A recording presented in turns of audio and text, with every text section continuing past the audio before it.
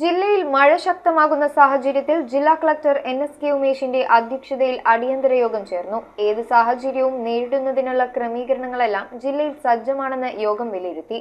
വിവിധ തദ്ദേശ സ്ഥാപനങ്ങളുടെ കൈവശമുള്ള ദുരന്ത പ്രതിരോധ ഉപകരണങ്ങൾ ഏകോപിപ്പിക്കാനും കളക്ടർ നിർദ്ദേശിച്ചു. ജില്ലയിൽ മഴ ശക്തമായി തുടരുന്ന സാഹചര്യത്തിൽ ജില്ലാ ദുരന്ത നിവാരണ അതോറിറ്റിയുടെ അടിയന്തര യോഗം ജില്ലാ കളക്ടറുടെ അധ്യക്ഷതയിൽ ചേർന്നു.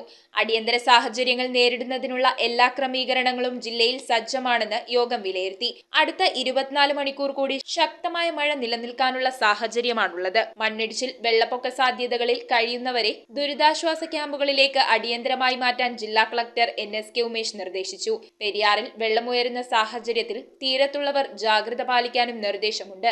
എല്ലാ തഹസിൽദാർമാരും, വില്ലേജ് ഓഫീസർമാരും, പഞ്ചായത്ത് സെക്രട്ടറിമാർ, മറ്റ് ഓഫീസർമാർ എന്നിവർ ഫീൽഡിലുണ്ടാകണമെന്നും നിർദ്ദേശം നൽകി. ഫയർ, പോലീസ്, ഗതാഗതം, തദ്ദേശ വകുപ്പ് ഉൾപ്പെടെ എല്ലാ വകുപ്പുകളും സജ്ജമാണ്. കേന്ദ്ര ഏജൻസികളായ നേവി, കോസ്റ്റ് ഗാർഡ്, NDRF എന്നിവയും രംഗത്തുണ്ട്.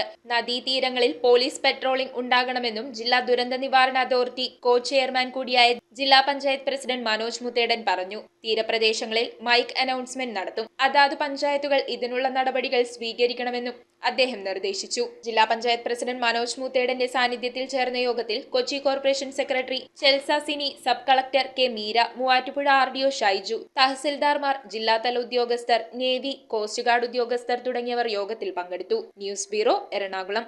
നക്ഷത്ര ഗോൾഡ് ആൻഡ് ഡയമണ്ട്സിന്റെ എറണാകുളത്തെ ഏറ്റവും വലിയ ലൈറ്റ് വെയ്റ്റ് ഷോറൂം ഇനി ആലുവയ്ക്ക് സ്വന്തം. ഇനി മുതൽ ലൈറ്റ് റേറ്റിലും ലൈറ്റ് വെയ്റ്റിലും ഡെയിലി ട്രെൻഡായി അണിഞ്ഞൊരുങ്ങാൻ ആലുവ നക്ഷത്ര ഗോൾഡ് ആൻഡ് ഡയമണ്ട്സ്.